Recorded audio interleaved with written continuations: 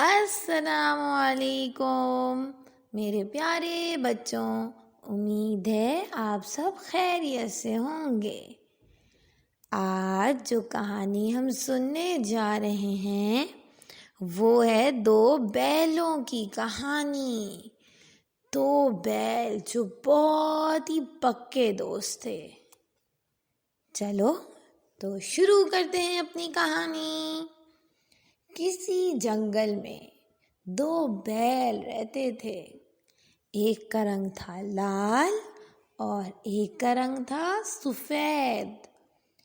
ان دونوں بیلوں کی آپس میں بہت گہری دوستی تھی۔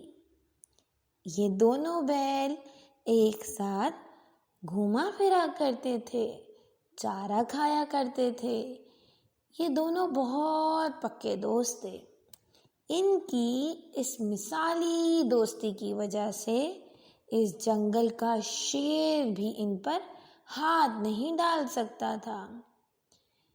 شیر نے جب بھی کبھی ان میں سے کسی ایک پر بھی حملہ کیا تو دونوں نے مل کر اس کی وہ دڑکس بنائی کہ شیر کو اپنی جان کے لالے پڑ جاتے تھے۔ شیر نے ایک چال چلی۔ لال بیل سے چکنی چپڑی باتیں کر کے اور روشن مستقبل کے سہانے سپنے دکھا کر اپنے ساتھ ملا لیا۔ لال بیل اس کی باتوں میں آ گئی کہ بیل کی دوستی کے مقابلے شیر کی دوستی زیادہ محفوظ نظر آ رہی تھی۔ لال بیل جب شیر سے مل گیا اور سفید بیل اکیلا رہ گیا تو چند دنوں کے بعد شیر نے اس کے شکار کا پروگرام بنایا اور اس پر حملہ کر دیا۔ پہلے تو دونوں مل کر شیر کا بہادری سے مقابلہ کرتے تھے، شیر کو بھگا دیا کرتے تھے، مگر اب اکیلا بیچارہ بیل مقابلہ نہ کر پایا شیر سے۔ اس کے لیے یہ مقابلہ مشکل ہو گیا۔